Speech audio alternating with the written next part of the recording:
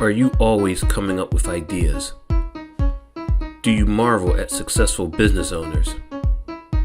Do you hate being told what to do? Ever take things apart just to see how they work? Are you a dreamer? If you've answered yes to any of these questions, this podcast is for you. Welcome to the Entrepreneurial Enclave with Kevin Wortham, the podcast that focuses on building, maintaining, pivoting, planning, and investing in you, the entrepreneur. But first, a word from our sponsor. Pro Tapes and Specialties is the world leader in tape manufacturing and specialty conversion with over 40 years of experience. In addition to our pro brand of high-quality specialty adhesive tapes, we provide contract converting services that help improve your profitability, streamline your supply chain, and reduce inventory cost. We offer the most complete range of converting capabilities in the industry, such as cloth tape, double-coated tape, specialty tape, paper tape, masking tape, vinyl tape, carton sealing tape, adhesive transfer tape, duct tape, foam tape, electrical tape, filament tape, foil tape, reflective tape. And the tape just keeps on rolling. Visit us online today at www.protapes.com or call us at 800-345-0234. Pro Tapes, it's just how we roll.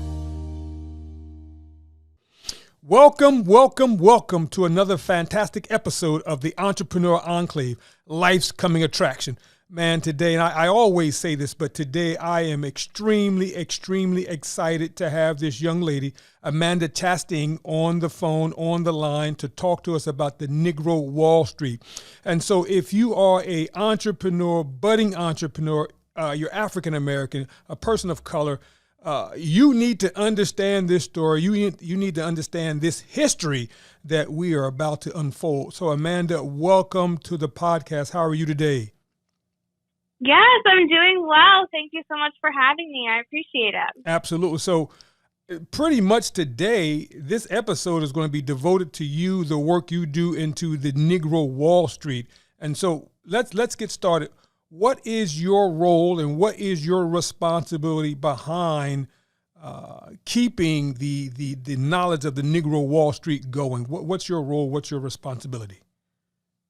Yeah, so currently I work at the University of Tulsa, yes, which is right around the corner from the Greenwood district, also known as Black Wall Street. And so currently at TU, my position or my title is the Assistant Vice President for Diversity, Equity, and Inclusion.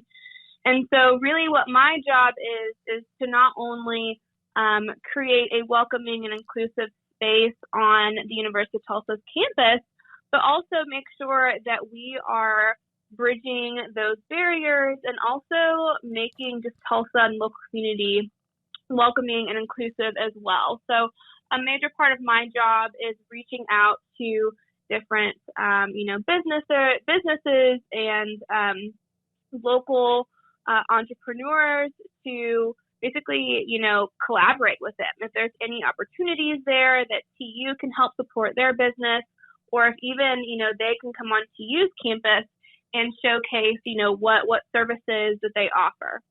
Okay, fantastic. So let's just jump right into it.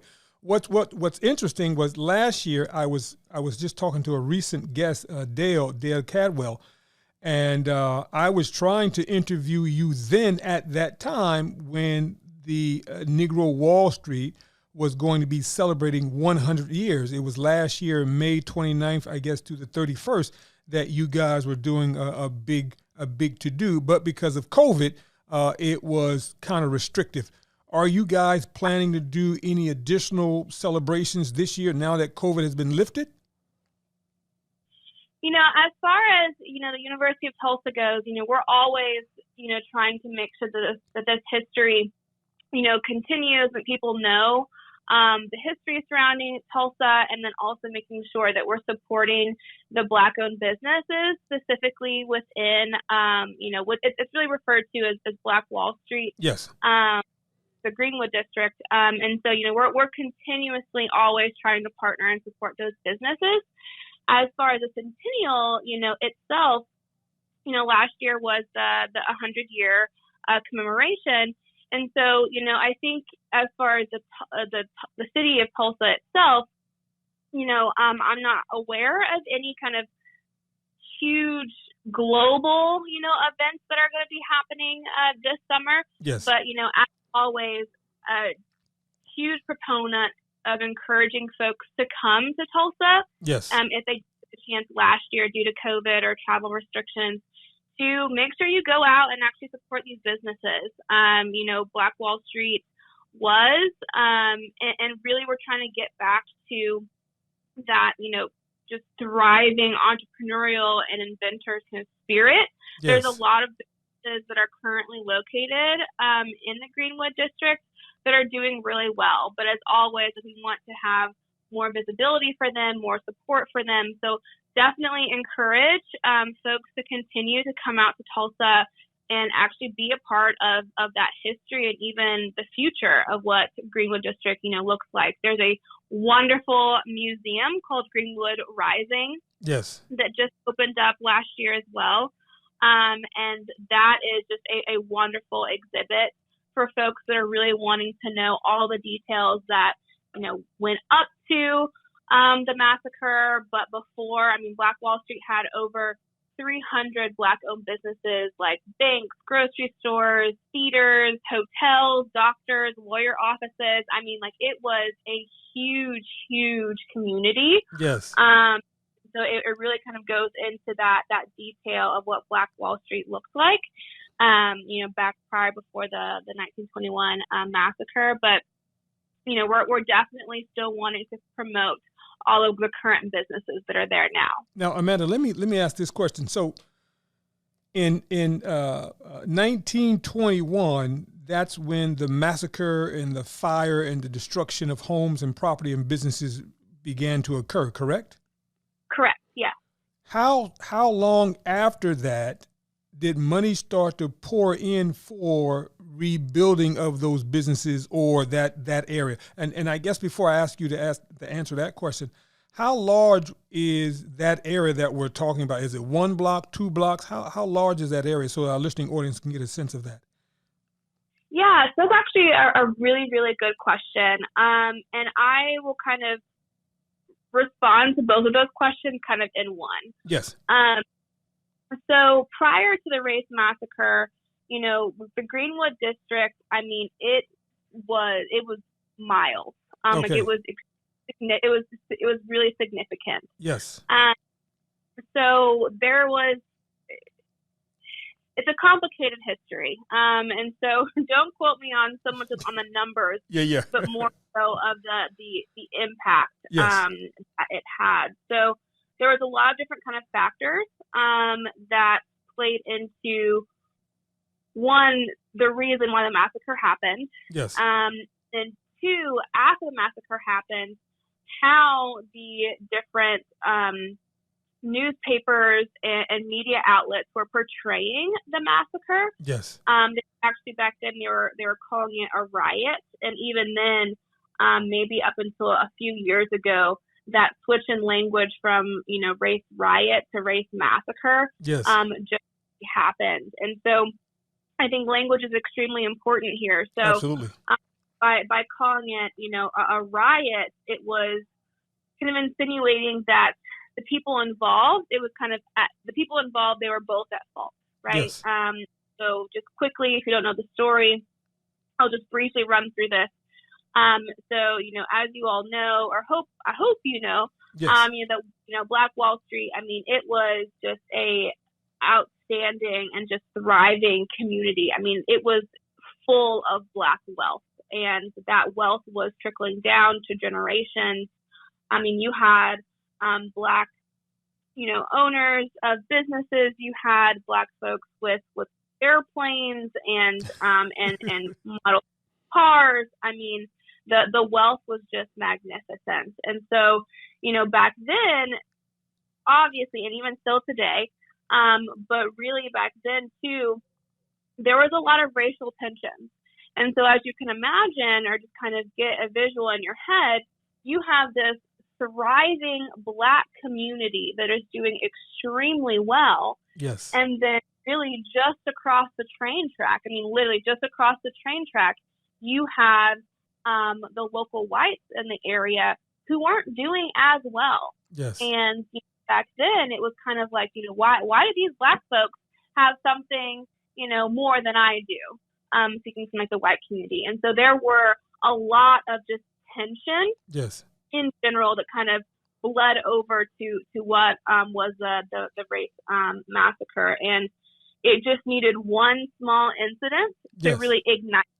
And so that small incident, I've heard lots of variations of the story, but kind of the massacre was a result of, Dick Rowland, who's a Black teenager. I believe he was around 19 years old. And at the time, he was a shoe shine boy. Yes. And he went to the bathroom, and he entered the elevator where Sarah Page, a white teenage girl about 17 years old, was the elevator operator. And Yes. as Dick Rowland was entering the elevator, he tripped, and that kind of process, he fell towards Sarah Page. But when this happened, Sarah Page, she screamed, and a nearby clerk heard the scream.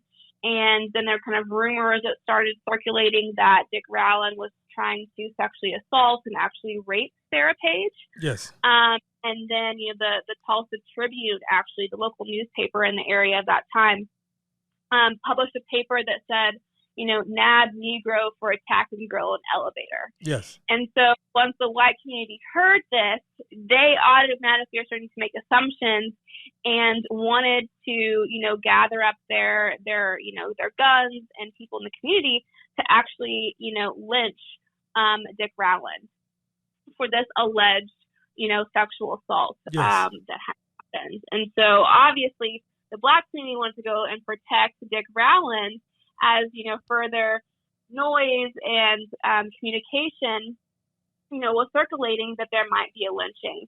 And then kind of in this altercation at the courthouse where Dick Rowland was being, guarded, Yes. basically a gun went off. Wow. And it just erupted, from then. Yeah. But it was, I think the word riot, definitely insinuates that, both sides are really at fault at this. But it was really, the local white community came into Black Wall Street and just started burning and destroying everything. Yes. So it was Now, Amanda, let me just stop you for a second. Now, one of the things that I've heard, the narratives that I've heard recently was that Dick Rowland was having a relationship, that those two were in a legitimate relationship, and they did not want the relationship to be discovered. And so the elevator had malfunctioned, and she screamed because he was thrusted towards her. But in actuality, that's what happened. But it like you said, someone heard it. It got blown out of proportion. She couldn't defend him because he was a Black man at that time. The other part that I heard was when the Black men found out that he was being held, they said, well, if you're going to hold him, then let us provide him with security. And so a lot of those men who came into town were Black men who were former soldiers. Yep, they were in the war. Yep. And that was another thing that ignited this whole massacre, because the white folks didn't say, like, wow, you guys have a lot of guns. And didn't know that they were legit and legal in having those guns. And also they had also protected our country at that time. So thank God for years going past, and thank God for truth getting the narrative out. But I just wanted to add that to you, add that to our conversation as well. But let me just ask this question and jump forward. So, how long did it take for the massacre to occur and then die down? And then how did we separate the two so that there was no longer this infighting? How long did that process take? Yeah, so the actual massacre itself, it kind of expanded from about like two to 3 days or so. Okay. And then it was one of those things where, I mean, you can look at the pictures and kind of before and after of the destruction. Yes. I mean, you had folks actually bombing from the air. Yes. Yes. So I mean, it was completely flattened out. And I'll add this too. I think, and this is just me being completely honest and transparent. Yes. I've lived in Tulsa, my whole entire life, born and raised here, very proud to be, in Tulsa. And at the same time, this wasn't really talked about. So it really wasn't until, recent years that this story was starting to get national and global attention. Yes. But even a couple of years ago, even people in the local community now, they questioned whether or not this actually happened and the destruction, was as bad as it, people portrayed it to be.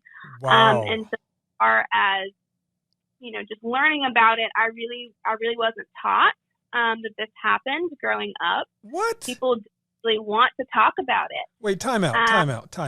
Yeah, I know. Wait. It's something it's where you destroyed literally massive blocks and people are trying to wipe that conversation under the carpet? That is correct. Wow. Unfortunate reality there. Wow. Yeah. And so when does the community and when do you decide that, okay, well, let me back up.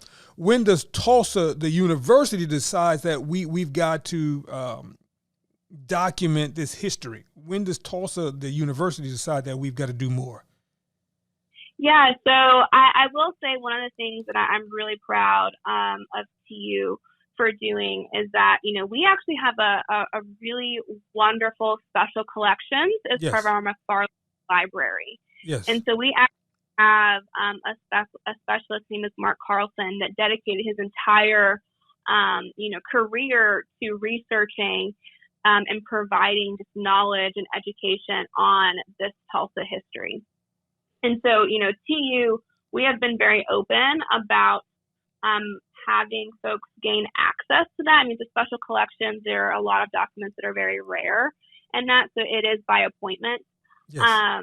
As of now, and it's also temperature controlled, stuff like that to make sure the artifacts aren't destroyed. Yes. But yeah, the university has really dedicated a lot of time and resources to making sure that this history does not go, unnoticed. Wow. But at the same time, you have to be able to know this existed to even ask the question of where can I learn more about this, right? And so there's a lot of people who question just in the local community that question that this was something that really happened. A lot of the newspapers back then, tried to rewrite this history, and so you can even see the newspaper articles that were written compared to the pictures that you see. Yes. They don't line up. And the date is the same, but you have a completely different viewpoint and standpoint from the local newspapers compared to these pictures and stories and firsthand accounts of people that actually experienced this. Amanda, a personal question. How far do you live, or how far did you live growing up from the Greenwood district? So actually, my family, we have some land out in the country, Yes. but I did commute. So we're about 45.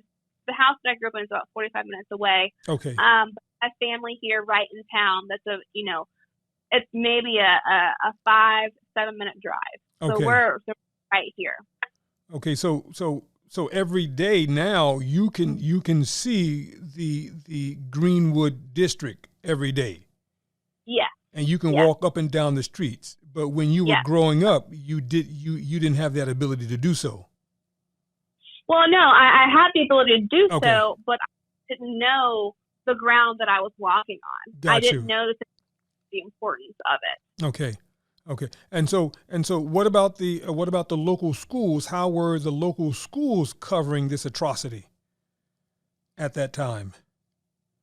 In the local schools, so it was really interesting to even hear this. I was so surprised, but Yes. a lot of the schools actually, parents from the local white community, they actually took their kids Yes. out of school to go to the courthouse and they were really trying to have Dick Rowland be lynched. And so you even had these like little boys, Yes. Cheering for a lynching. Wow. And so they actually their kids out of school to go and try and participate in, the death of this kid. So, and again, that was just that was the norm back then. And that's really unfortunate. But yeah, that's actually what happened. Wow. That's crazy.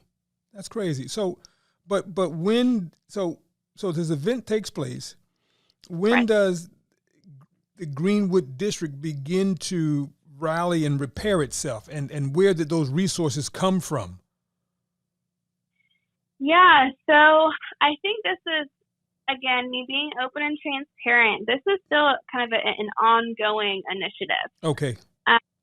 So, again, you have a couple of reasons. So a lot of, folks whose grandparents had businesses on Black Wall Street after the massacre, they left. Yes. They relocated. And so, but however, there were, quite a few families that still stayed, Yes. nearby. However, the city has never really repaid those families for those businesses that were lost. Wow. I mean, there were millions of dollars, like millions of dollars that went into that they just lost. Those families lost entirely. So we're still having this ongoing conversations about, reparations. There are, in my opinion, we know the names Yes. of businesses. There are, we even had direct, great grandchildren, Yes. actually at our event, our banquet, last year. And so it's really not that hard, in my opinion, to at least start the process of Yes. reaching out to families who had, businesses on Black Wall Street, to start that process of reparations. But I think that word reparations means a lot of different things to different people. Yes. So it's definitely been an ongoing conversation. But at the same time, Black Wall Street now, you have a lot of people who didn't necessarily have direct relatives that experienced the massacre. Yes. But, somehow they heard about the story. They heard about the rich significance Yes. of being a really powerful and inspiring, community, and they want to be a part of that. So they actually, relocated from, wherever they, previously lived, and actually came to Tulsa to start rebuilding. And so that's kind of what we have today. We do have a couple of businesses and locations that, have kind of been passed down. Yes. Mount Vernon, AME, they're a church that was originally, it was their structure, their basement structure was actually the original structure from, Okay. the 1991 area. Okay. But they are there. That church is still there. And we actually have some law offices on the Greenwood district that are, run by, great grandchildren Yes. actually had businesses on Black Wall Street. Now let me ask. This question just jumped to my mind, so I'm going to ask this question now. That I'll come back to some other things earlier. What has the federal government done, and what has, I guess, the city done in terms of encouraging more travel and more corporate givings to support this growth or this rebuild? Yeah, great question. So, every company kind of in town, especially after this massacre, I think received a lot. I'll take that back. Not necessarily every company, but I think the Tulsa as a whole, Yes. as a city, received, we had all eyes on us last year. Yes. And so with that, comes the pressure, comes the hard questions. Yes. And so, I think a lot of companies, supporting just diversity and accountability and acknowledging this history, they wanted to make sure they were kind of on the right side Yes. of this. Absolutely. And making sure that they had, they put on educational events themselves, or even contributed financially to businesses on Black Wall Street, or a part of the centennial commemoration, celebrations and events that went on last year, and even now, and even till a year since the centennial, there are a lot of companies that are still trying to make sure they do their part in supporting Black Wall Street. Now, I will say Tulsa as a whole, there was a really big push to have dedicated funds to excavate the area. There was a lot of just new growth and new kind of businesses that popped up in the area. And there were kind of rumors circulating that was actually, built on top of a burial ground. Oh, and wait. Oh, no. Wow. I know. Just slide that in there. I know. Come on. Wow. Yeah. So actually one of our professors at TU, Dr. Alicia Adewale, yes. He is actually leading one of the excavation kind of initiatives to excavate different areas that we, have identified, look at the soil, go through just using archaeology to make sure that we are providing, again, just education and a lot of these were unmarked graves. Yes. So, after the massacre happened, a lot of, bodies were just dumped in a huge hole and covered up and were never, noticed or gave recognition. So, the city had a really big push to make sure that we do our due diligence in identifying these areas across town. Wow. So have you had like celebrities, professional people from the Black and brown community that want to invest in Tulsa, the Greenwood area, and want to, I guess, invest and set up businesses? Have you seen a lot of that? Yeah. So, again, I think, the centennial last year brought a lot of attention. Yes. We had a lot of celebrities, here come to town. Unfortunately, not unfortunately, I'm very proud of the work that we did. Yes. But, I was, focused on doing our, banquet and award ceremony, and a lot of different events. So I didn't get a lot of, face to face with all of the celebrities that came into town. Okay. But we actually did, Ben Crump actually came to, our banquet. And so, yeah. And so that was really great to have, him come and, also one of the senators as well. So, it was great. It was a great time, I think, for Tulsa, yes, to finally give recognition and acknowledgement on a really global scale, yes, of what our country is and what we're trying to do to improve. So not only acknowledge, but make sure that we support, continuously support, moving forward. The thing that strikes me as being interesting is, do you think that since the massacre that race relationships have greatly improved? I think that's a really hard question. Okay. So I think for me, just personally speaking, and again, and I can't speak for anybody else, Yes. Besides myself, but, I think that we're in a time where race relations are still very, very, very fractured. Wow, and I think you blow up my family's business and okay. Yeah, I think, Wow. and obviously it looks different. Yes. So now in 2022 than it did in 1921. Yes.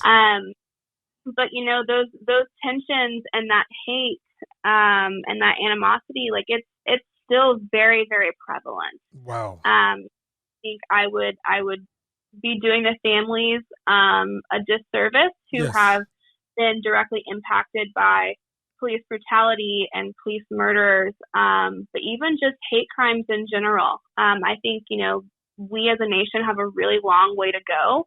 But personally, I think that we can't even think to better ourselves without actually acknowledging, what our history is. Absolutely. We acknowledge, that this country was built on, the enslavement and genocide of Native Americans, and Yes.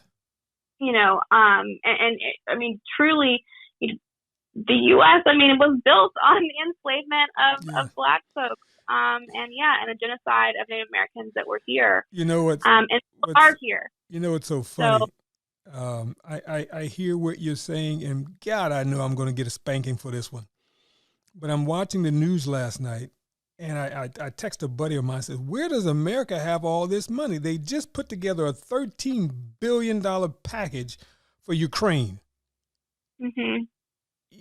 And I'm like, and so I'm listening to you talk, and I'm like, the federal government could put together a $1 billion, $2 billion package to right some of the wrongs here to get us on the right track. But we'll never see that part coming. Yeah.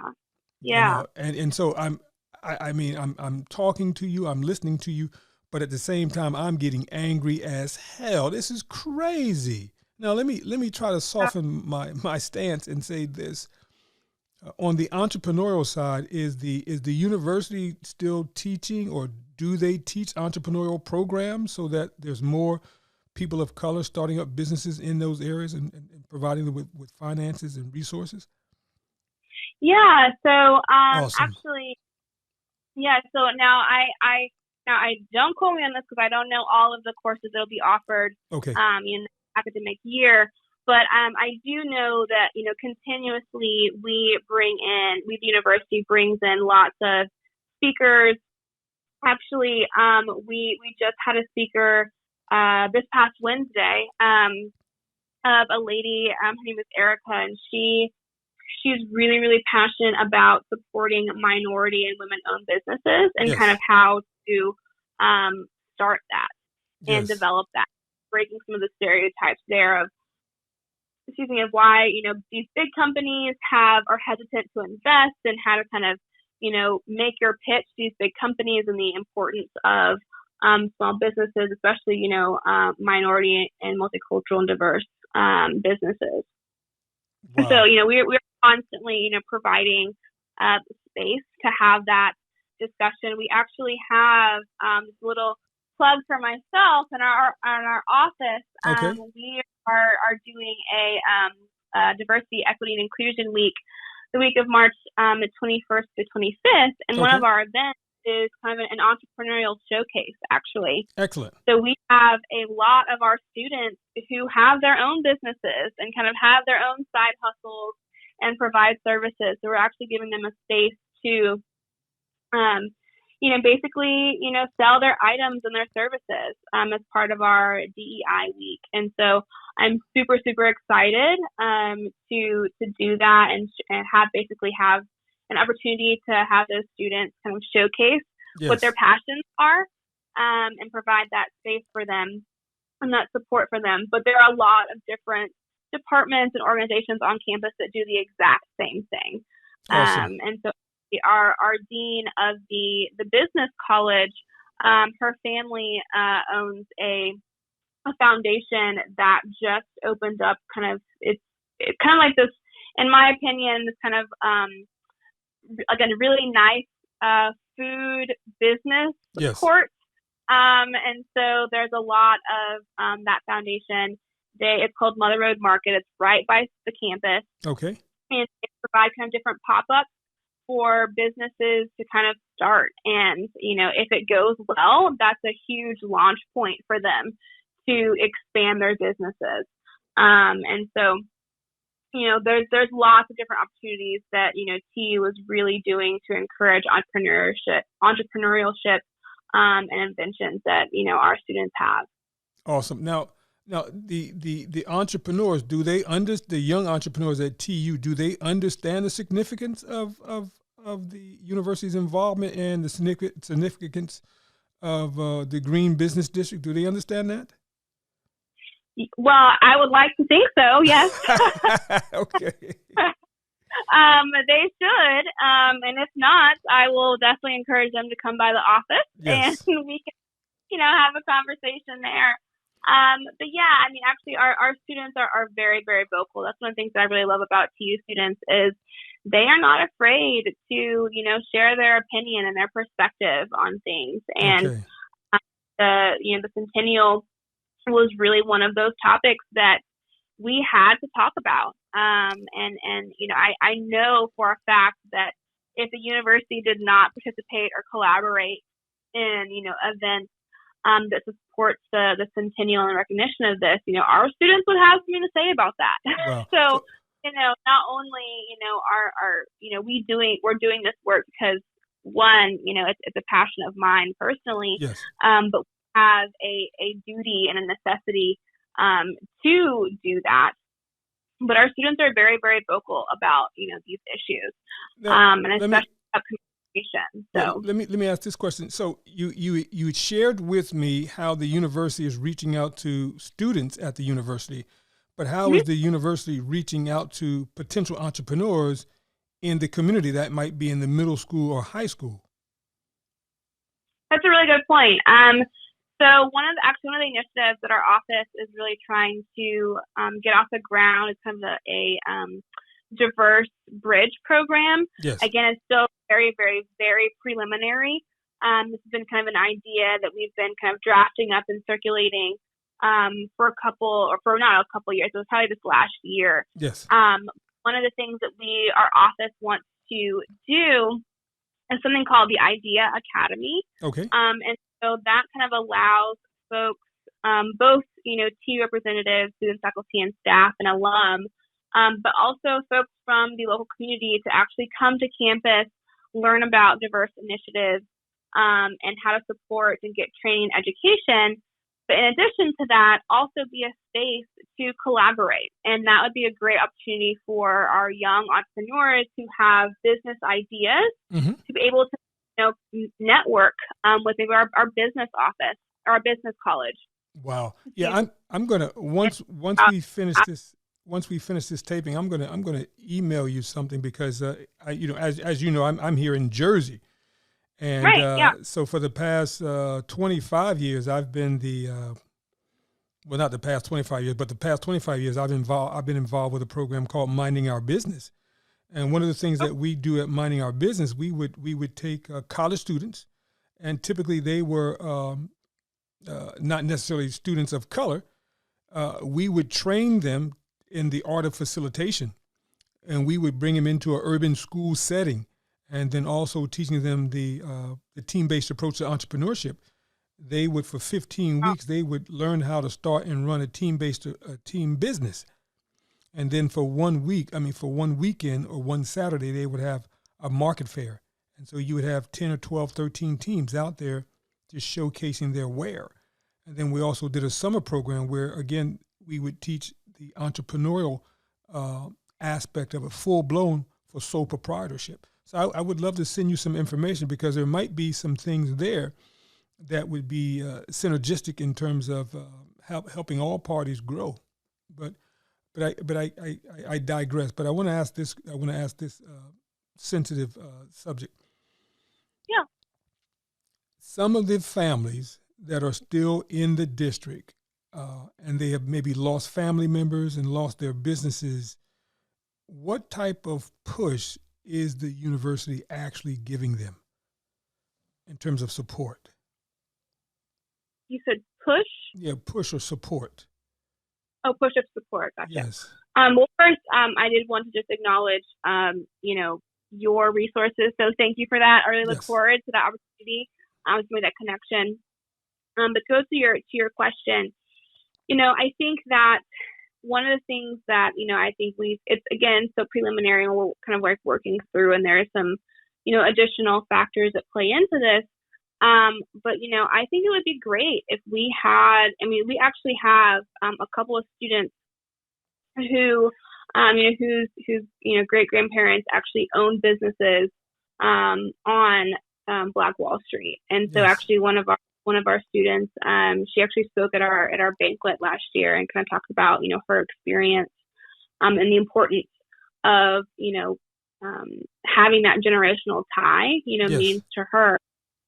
But, honestly, I think there, two things. One, I think giving them that space and that recognition if that student wants that from us. Absolutely. And I think, there's one of the things that I really,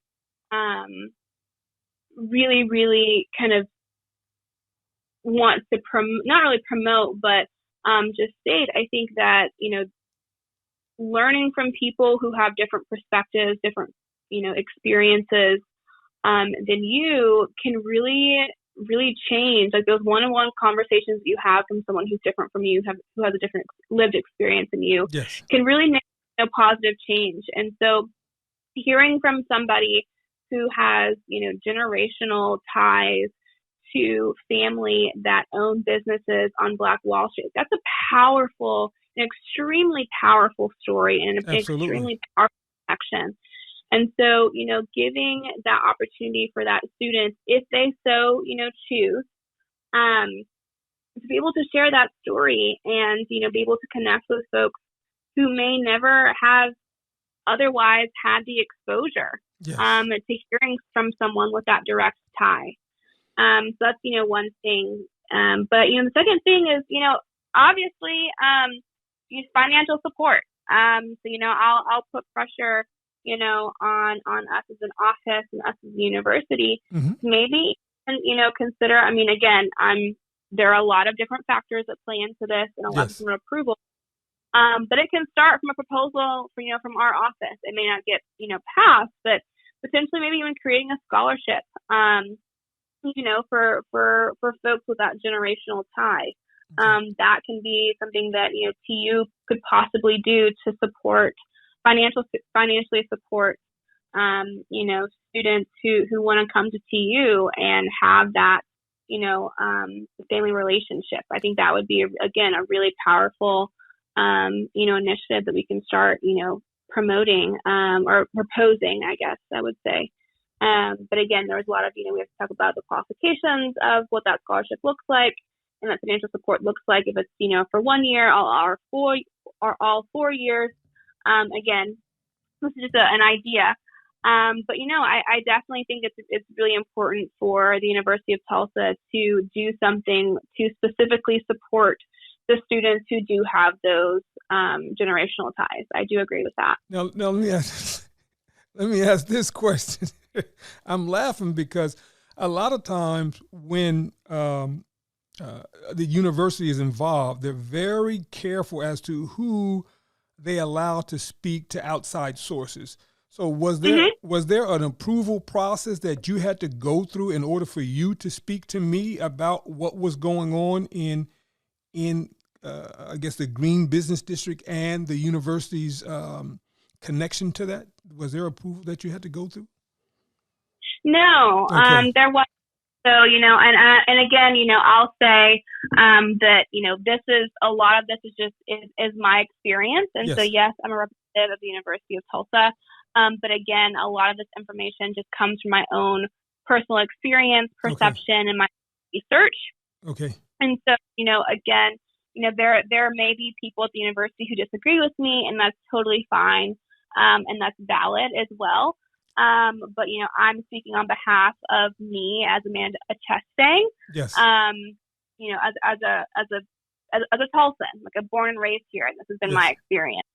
So although, yes, I do work for the University of Tulsa, this conversation is really based on, my personal perceptions, experiences, and my own research. Okay, thank you.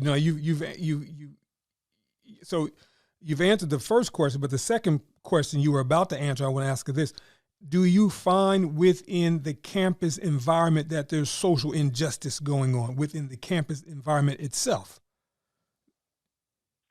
I think that this is really true for any institution within the U.S. I mean, if there is a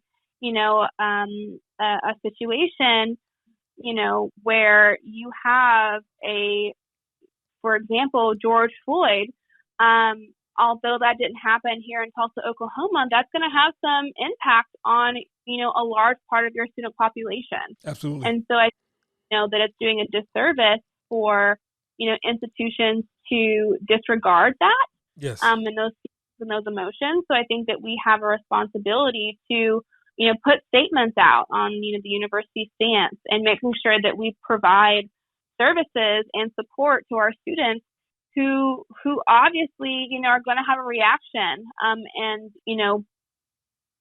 seeing somebody who looks like you on the TV, getting murdered publicly and yes. consistently, that's trauma. And so we Very as an true. institution, we have to make sure that we support our students with counseling services, spaces to talk openly and honestly, to vent that are safe, for our students who are obviously, living in the same time, as everyone else. And so, I think that's fair for any institution within the U.S. If a student sees something, that's going to have an impact on your campus community, regardless if that institution had a direct, relation or correlation with the event that happened. Very true. Now, 5 years from now, where is Tulsa in relationship to redeveloping and cultivating some of those relationships with the Green Business District? Where are we 5 years from now?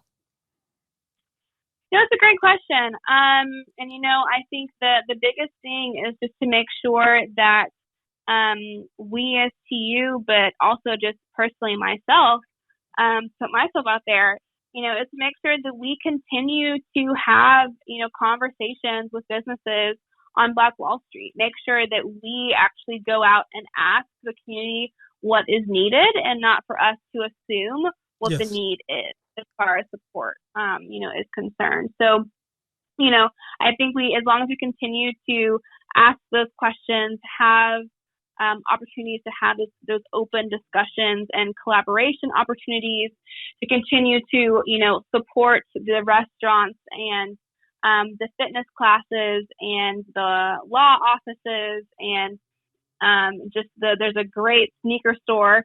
Okay. I actually just pair of sneakers the other day. Okay. So, to continue to encourage, folks to go out and support, those businesses and also bring those businesses on campus. So every time that we do an event, we use catering from different restaurants on Black Wall Street. So as long as we continue that conversation okay. and provide the space for conversations to happen, I can see great things happening 5 years from now. Now, are the local fraternities and sororities, are they active in supporting the Green Business District?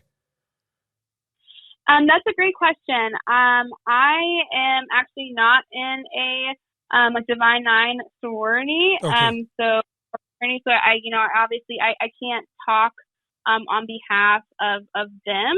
Okay. I would imagine so. But again, I don't have direct, or I'm not engaged in direct conversations Okay. with how the sororities and fraternities are directly collaborating with Okay. those businesses. However, I do know that just from, friends and family who are a part of those organizations, I've, in casual conversation, that definitely comes up. And that, desire to have that support is definitely a part of those conversations. But as far as specifics, I think that generally speaking, definitely there's that support. But specific initiatives, I'm unaware of. Now, you might have answered this question before, but again, I ask. So, in your position, are you actively in communication with the city itself in terms of helping them bridge the gap in terms of what they need to do and what might be some of their expectations and how you can help them move things around with I guess, a better sense of understanding? The city itself, me personally, I don't have regularly scheduled meetings with the mayor's office, Okay. for example, to discuss, these issues. There are other representatives of TU who's that responsibility or who takes on that Okay. responsibility, but that's not my direct for the Lord or the mayor's office specifically. But just as an outsider, do you think that the mayor's office and I guess city council, are they doing all that they can do to kind of move this forward? Me personally speaking, I mean, I think that there's always room to do more. And I think that's true with anything, right? Yes. You can always improve. You can always continue to engage and be active with, different, initiatives and communication. So, yes. I think that, we can always do more. And I think that's true with anything. Interesting. Because, I've always viewed entrepreneurship as that incredible, viable career option. And I think that this would be a fantastic opportunity for the rebirth of the Green Business District to be routed in pure entrepreneurialism. And so I would love to see that come back. Man, so where do we go from here? Yeah, so I will say there are a lot of I do hear like snippets of discussions of different organizations with different ideas, initiatives to do just that. Yes. But at the same time, I don't want to take away the hard work of the businesses that are there currently. Yes. And that are outstanding work. So it may not be 300 plus organizations, on Greenwood right now, mm-hmm. Compared to, and the variety of businesses, compared to, pre-1921 Massacre. At the same time, though, those businesses are doing amazing and outstanding things. Okay. I would definitely, I definitely want to make sure that, I don't downplay the work that they have done, to bring the spotlight, to Greenwood District and to, support their mission and their goals, I recall in my limited research that there was an African-American gentleman that ran a hotel in the Greenwood District. And at that time, he ran a hotel. And his hotel was so large that it could have been the largest at that time. It was the largest in the country. Mm-hmm. Wow. And so I'm thinking, had this not occurred, we might be celebrating his brand alongside of maybe a Hyatt or a Marriott, or just his brand alone, because his brand would have been bigger. Right. And that's so important for people to realize, is that the generational wealth that was lost due to the massacre. I mean, I don't even know as far as money is concerned, what is compared to, the currency of today. But yes. I mean, again, that family, millions, if not billions. Now, does the family still exist? Like the great grandkids? Yes. Oh, yes. Okay. Oh, yes. Now, what are they doing now? That's a really good question. That I probably should know. Okay. But I think there were a lot of families who came back for the centennial. Yes. And were recognized. Now, what was the name of that? What was the name of that family again that had the hotel? Stratford Hotel. Stratford, thank you. Stratford, yes. Wow.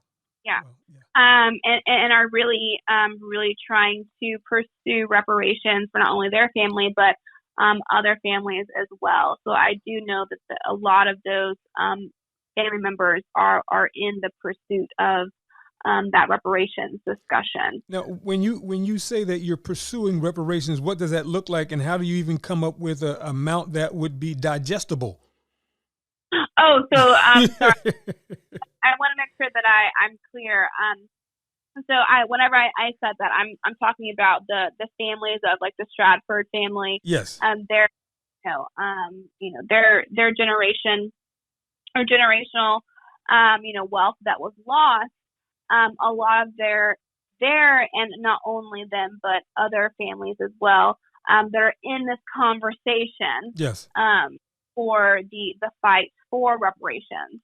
But again, personally, in my opinion, I think reparations look different. Yes. There are a lot of different kinds of reparations, right? And so, I definitely feel that those families especially should be given some type of not even some type, but multiple forms, honestly. Yes. Because, just being disregarded and ignored for so long. Absolutely. Provides other, trauma as well. And, at the same time, I think that we really need to take this seriously. But reparations could be in the form of obviously financial support, but scholarships, different networking opportunities. But again, providing services that these different companies and the University of Tulsa and we have a great network, and making that accessible and the services that we offer accessible for folks. So I think there's the word reparations, again, it means a lot of different things. Yes. But I be looking at every possible avenue to support and acknowledge this history.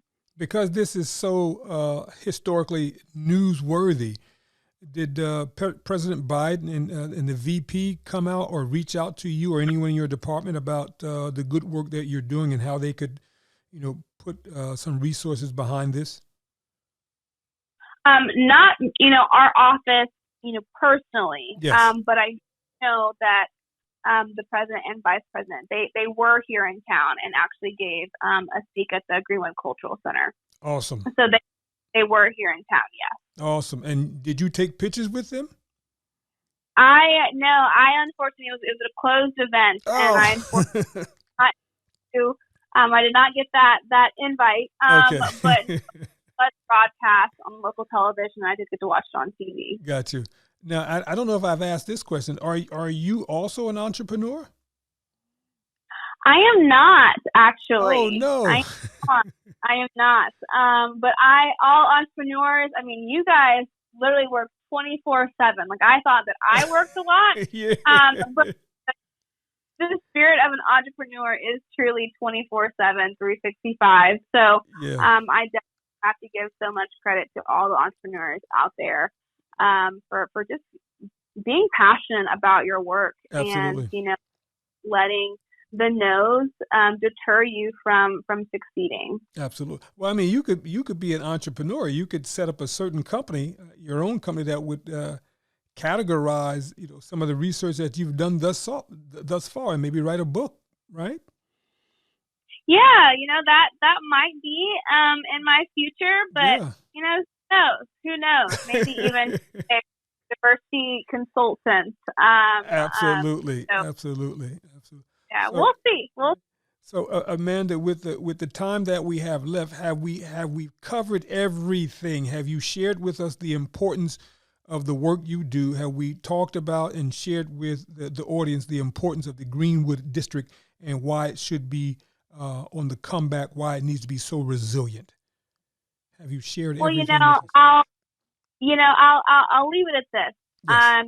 I definitely think that the spirit and the work and the important work that is diversity, equity, and inclusion, and the history surrounding Tulsa and the future of Tulsa and the Greenwood District, that can't be limited to just an hour. Yes. So there's always lots of things and more things to talk about and more details. So I'm happy, to if I ever get invited back to continue on that conversation. But for this 1 hour, I think we did a pretty good job. Awesome. I think.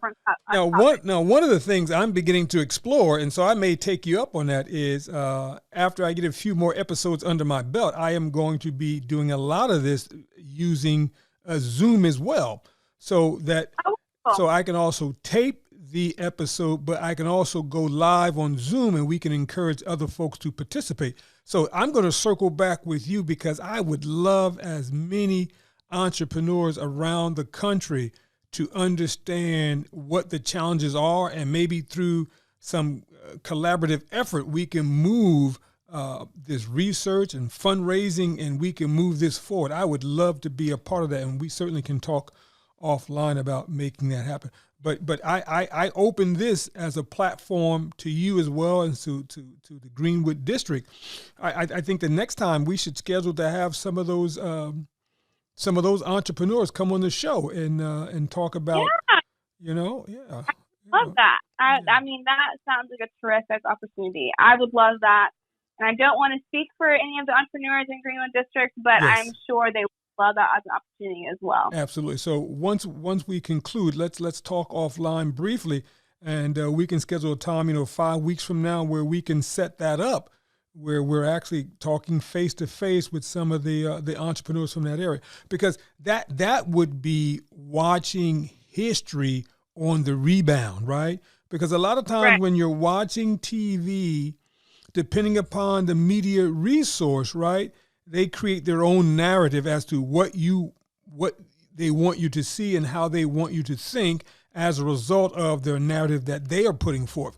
But to come back and do this live on Zoom through the podcast, and they can hear it directly from the entrepreneur, that would give us a better sense of, we need to keep fighting, and this is the level that we need to keep fighting to, right?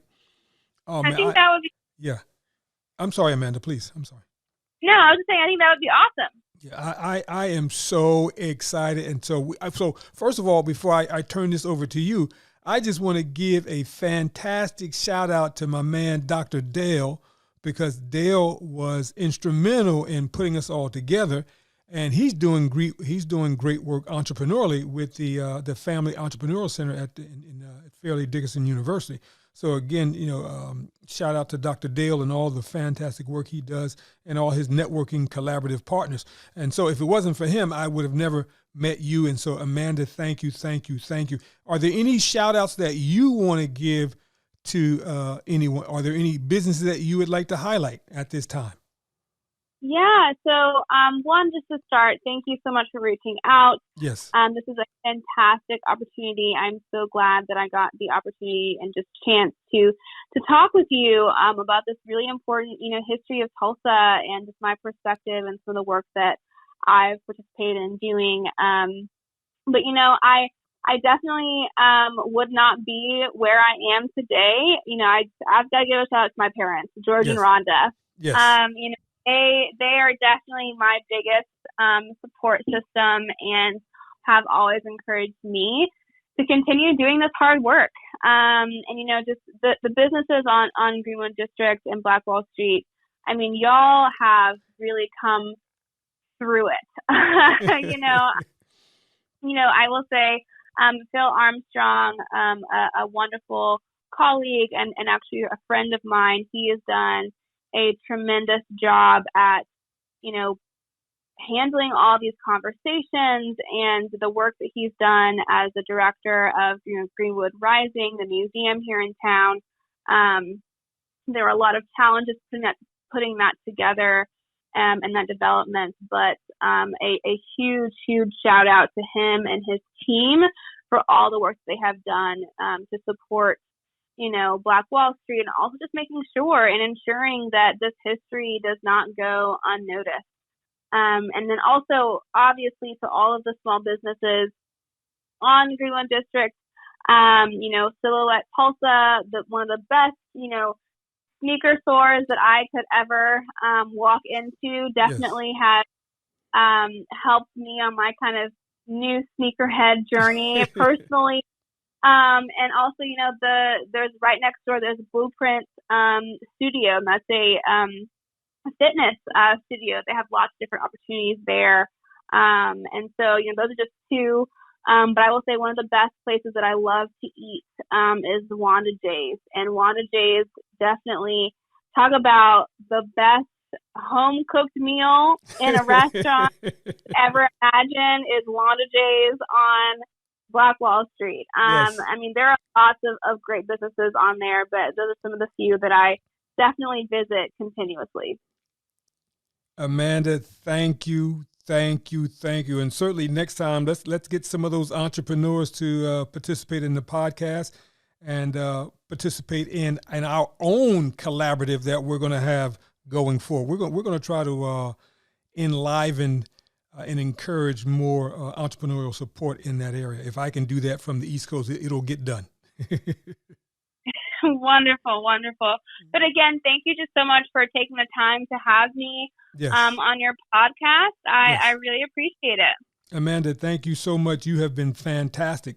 So we're gonna stop this conversation here, but this will not be the last time that you and I are connected. We are going to move this forward together. And so thank you.